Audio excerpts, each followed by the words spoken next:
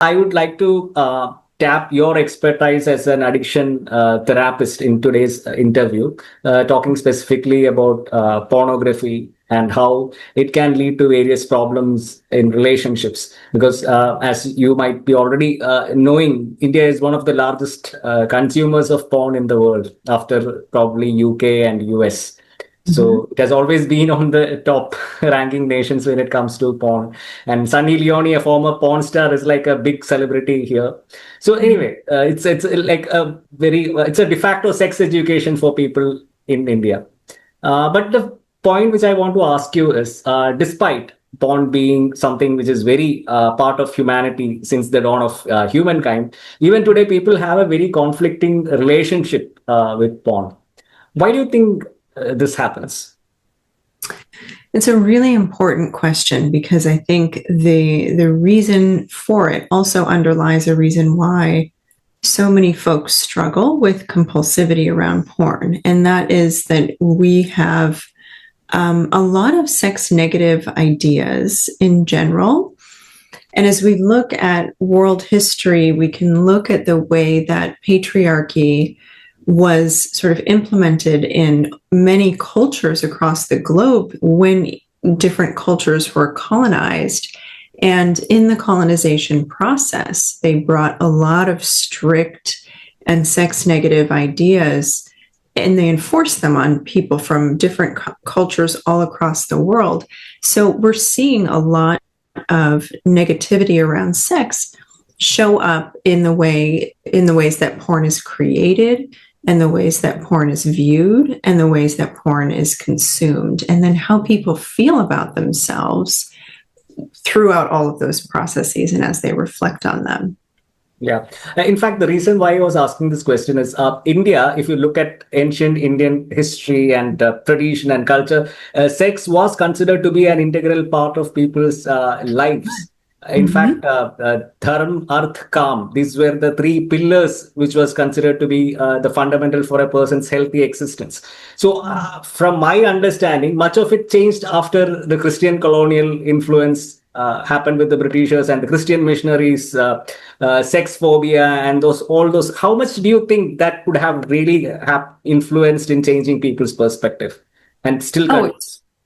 Huge. I think it has had a huge global influence, because when we look at the role that colonization played in shaping world cultures and changing and eradicating world cultures, we have to look at the way that religion was used as a tool of control. And what does that mean? It means that people were shamed for not participating in the religious culture that was being imposed on them. Right. And that's still happening to this day, right? It's evolved, and it may take different shapes and forms, but religion is still one of the main tools of enforcing shame and controlling populations. And sex is a big part of how religion and different oppressive powers have done that. Because if you can control people's self-concept through controlling the sex that they do or don't have,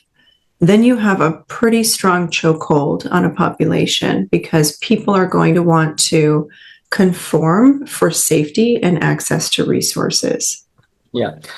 Doctor, I know you have been consulting a lot of couples who have come to you with problems relating to porn issues, right? And how much of this moral incongruence could have played a role in their, understanding? Or most of the people who come or declare or proclaim themselves as porn addicts, most of the time it is a very arbitrary kind of a definition which they give, right? Well, the term porn addiction is very controversial, even within the field of mental health. There are some mental health practitioners who think that porn addiction doesn't exist, and what we're really doing is labeling another phenomenon as an addiction. And then there are other folks who say, no, porn addiction is definitely a thing. And I'm a member of both groups. There's two different sort of groups in the US that really are having this conversation. And I think at the end of the day, we have to look at a few things. One, how does someone identify their relationship with porn in their life and what constitutes a problem for them.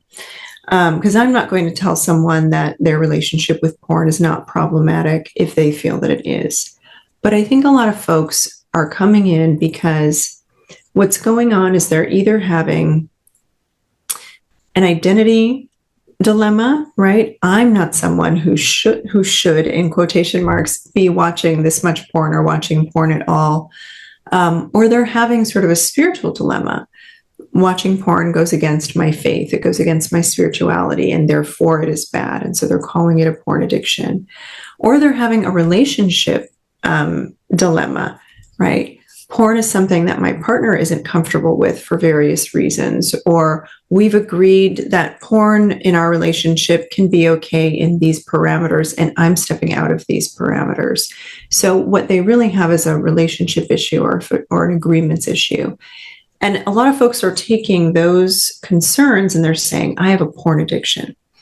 Now, it might be that there is some compulsive porn use that could be addressed.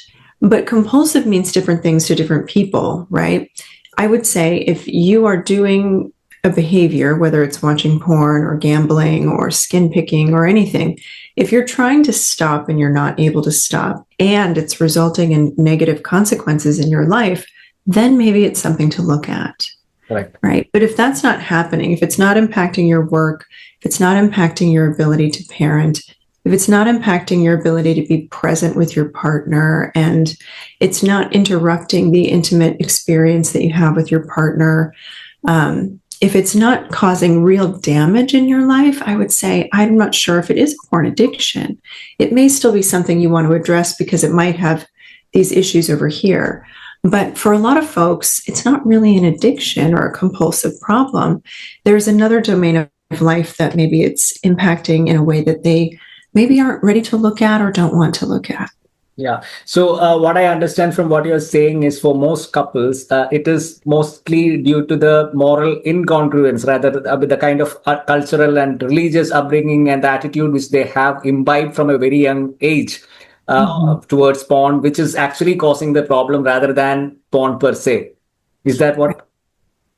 Yeah, I'm saying for a lot of folks that is true. And then for some people, they do have a difficulty with compulsivity around porn. But I would still say it's not necessarily the porn that is the problem. It's their difficulty in regulating their emotions. And porn has become an emotion regulating instrument for them.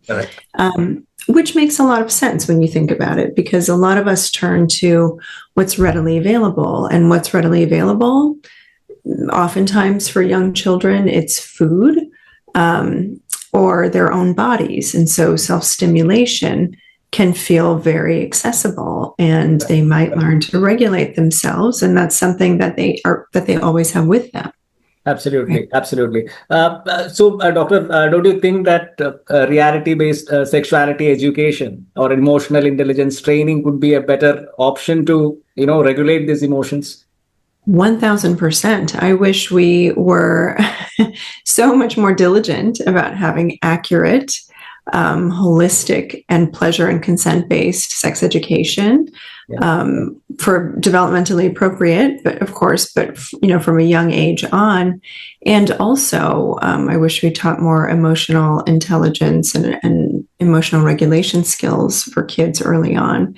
I think that we would have a really different world if that was a common practice. Yeah.